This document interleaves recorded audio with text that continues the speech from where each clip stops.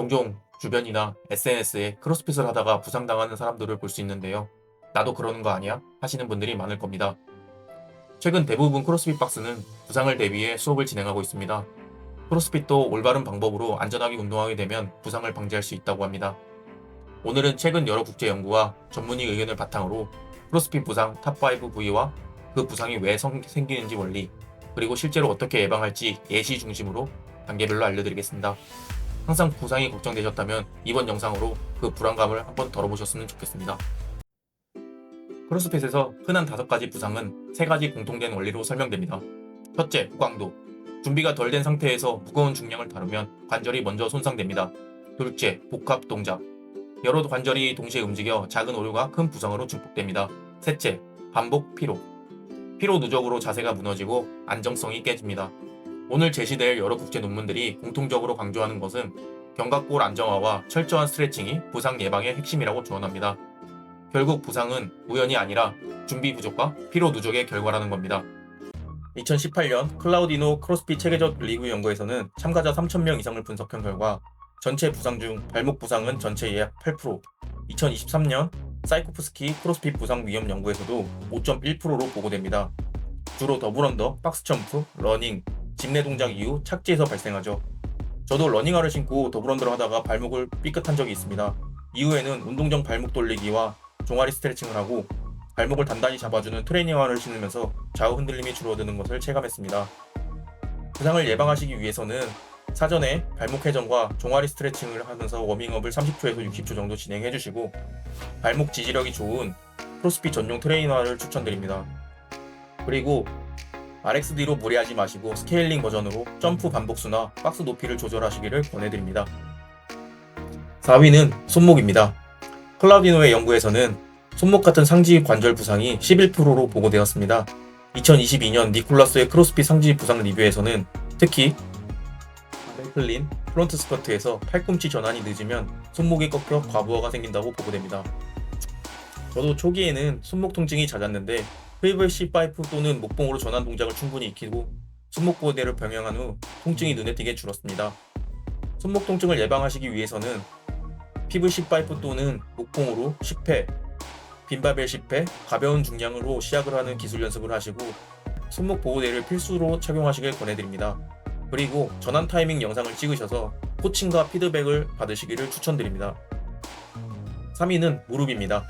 클라우디노의 연구에 따르면 무릎 부상은 전체의 약 16%, 또 2023년 사이코프스키의 크로스핏 부상 위험 연구에서는 박스 점프 착지가 주요 위험 요인으로 지목됐습니다.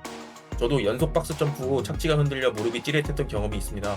그 후로는 무릎 보호대를 착용하고 무릎 발끝 맞추기를 철저히 했습니다. 그리고 평평한 크로스핏 트레이닝화를 구매하여 신어보니 착지 안정감이 확실히 달랐습니다.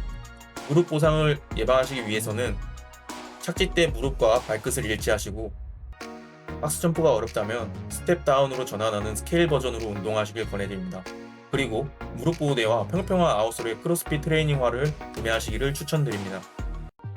2위는 허리입니다. 클라우디노의 연구에서는 허리 부상은 24%로 두 번째로 많습니다. 데드리프트, 스네치 할 때 상체가 기울어진 상태에서 무거운 바벨을 들면 척추 위쪽은 앞으로 미끄러지려 하고 아래쪽은 버티려 하기 때문에 척추 정렬이 무너지면서 전단력이 커지게 됩니다. 전단력이란 척추뼈가 서로 미끄러지는 힘이 크게 작용하는 것이라 말씀드릴 수 있습니다. 플라잉의 2021년 허리 통증 환자를 대상으로 한 인삼 연구에서는 코어 안정화 운동이 통증을 줄이고 근육 두께와 균형을 향상시킨다고 보고했습니다. 저도 무게의 욕심을 줄이고 버드독, 플랭크를 한 후에 리프팅에 들어갑니다.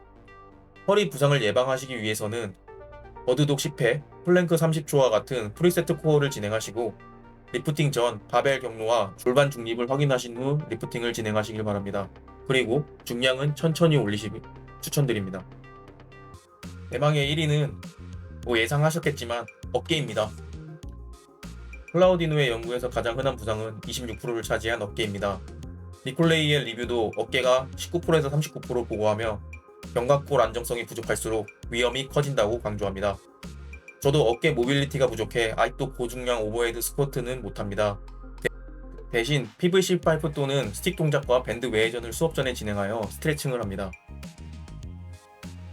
어깨 부상을 예방하시기 위해서는 밴드 외회전 20회, 벽 슬라이드 10회와 같은 견갑 스트레칭을 진행해 주시고 PVC 파이프로 스네치 연습을 미리 권장드립니다. 그리고 머리 위에 바벨 동작은 위험할 수 있으니 무게와 빈도는 조절하시길 바랍니다.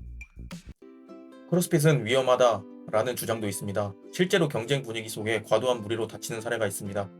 하지만 사이코프스키의 연구에서는 스케일링으로 적용하면 초보자도 안전하게 참여할 수 있다고 보고했습니다. 결국 위험한 건 스포츠 자체가 아니라 준비 없는 과부하입니다. 운동하기 전 10분 부상 예방을 위해 체크할 사항을 정리해 드리겠습니다.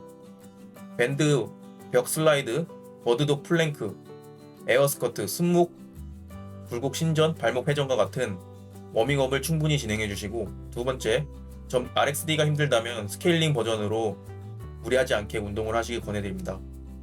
세 번째, 스마트폰 촬영과 코치 피드백을 받아 자세 교정을 하시길 추천드립니다. 네 번째, 통증 시 휴식과 폼롤러로 자주 풀어주시고 7시간 이상 충분한 수면으로 회복하시길 권해드립니다. 다섯 번째, 무릎, 손목 보호대, 평평한 트레이닝화를 준비하시길 권해드립니다. 결국 논문들에서 일관되게 제시하는 것은 부상은 크로스핏 자체의 문제가 아니라 준비 부족과 무리한 접근의 결과라는 겁니다. 오늘 내용이 도움이 되셨다면 구독과 좋아요 부탁드립니다. 부상은 줄이고 운동은 오래. 오늘 한 가지 습관으로부터 바로 바꿔서 다 같이 즐겁게 운동했으면 좋겠습니다. 감사합니다.